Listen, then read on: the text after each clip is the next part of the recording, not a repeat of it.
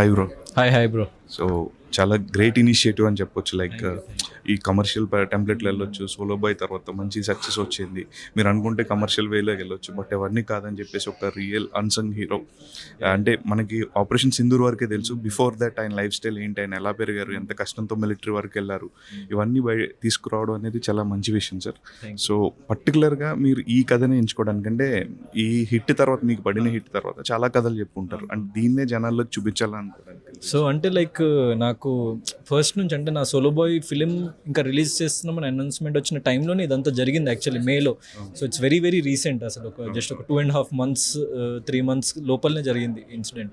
So ఆ incident జరిగిన తర్వాత నాకు ఫస్ట్లో లైక్ ఐ వాజ్ షాక్డ్, అంటే ఇట్లాంటి ఒక ఇన్సిడెంట్ జరిగింది ఈ టైంలో, ఇలా జరిగింది ఏంటి అని ఒక చిన్న షాక్లో ఉండే ఫస్ట్. కానీ ఎప్పుడైతే మురళీ నాయక్ గారు ఒక తెలుగు సోల్జర్ చనిపోయినని తెలిసింది, ఓకే తెలుగు పర్సన్ అని చెప్పేసి అక్కడ నాకు చాలా కనెక్టివిటీ అన్నది అక్కడ ఫస్ట్ స్టార్ట్ అయింది. సో దాని తర్వాత ఇన్డెప్త్గా నేను ఒకటి తెలుసుకుంటున్న కొద్దీ like I felt the story needs to be told. ఎందుకంటే ఇప్పుడు జనాలకు తెలిసింది కానీ మీడియాలో తెలిసింది ఇట్స్ లైక్ 0.5%, 1% అంతే.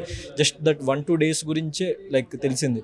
కానీ మనము లైక్ ఆయన 22 ఏళ్ళ జీవితం గురించి నేను స్టడీ చేయడం స్టార్ట్ చేసినప్పుడు, అంటే వాళ్ళ పేరెంట్స్తో ఫ్రెండ్స్తో మాట్లాడడం స్టార్ట్ చేసినప్పుడు, సో చాలా నాకు ఒక పర్ఫెక్ట్ లైక్ ఫిల్మ్కి కావాల్సిన స్ట్రక్చర్ కనిపించింది. At the same time so ఇలాంటి పర్సన్ గురించి, ఎందుకంటే ఇప్పటి వరకు మనం తెలుగులో తీసిన ఫిల్మ్స్ కూడా వేరే పక్క రాష్ట్రాల సోల్జర్స్ గురించి తీసినాము. సో లైక్ అది కానీ లైక్ మన తెలుగు సోల్జర్ గురించి ఇప్పటి వరకు ఒక బయోపిక్ కూడా రాలేదే అని చెప్పేసి నాకు చిన్న ఆశ్చర్యం వేసింది. So this story needs to be told అని నాకు అక్కడ ఇక ఫైర్ స్టార్ట్ అయింది అనమాట నాలో.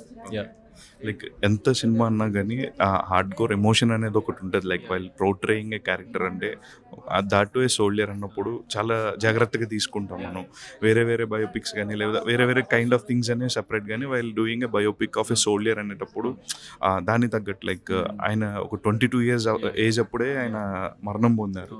సో ఈ జర్నీ అనే దాని విషయంలో మీ బాడీ ట్రాన్స్ఫర్మేషన్ కూడా చాలా important. And what kind of so body transformation already start చేసిన. So very soon you will see a different Gautam.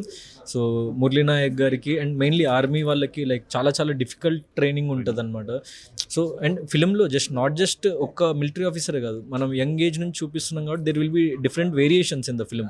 So ఒక 3 to 4 డిఫరెంట్ వేరియేషన్స్ ఉన్నాయి ఫిలింలో. సో ఎవ్రీథింగ్ అంటే దాన్ని లైక్ ఆ స్కెడ్యూల్స్ వేసుకొని మేము కొన్నిట్లో లైక్ చాలా నార్మల్ పర్సన్ లాగా, ఎందుకంటే హీఈస్ ఎ కామన్ పర్సన్ తర్వాతనే అతను సోల్జర్ అయ్యాడు. సో ఒక కామన్ పర్సన్ ఉన్నప్పుడు అతను ఎలా ఉన్నాడు, దెన్ ఆర్మీలో జాయిన్ అయినప్పుడు ఎలా ఉన్నాడు, దాని తర్వాత లైక్ ఆపరేషన్లో పాల్గొనే 2 years 3 years ఆయన సర్వీస్లో ఆయన ఎలా ట్రాన్స్ఫార్మ్ అయ్యాడు. So all those character arcs will be there and నేను డెఫినెట్లీ దాని నుంచి బాడీ ట్రాన్స్ఫర్మేషనే కాదు, మెయిన్లీ ఆ సోల్ని పట్టుకోవడం ఇంపార్టెంట్ ఇంకా మెయిన్.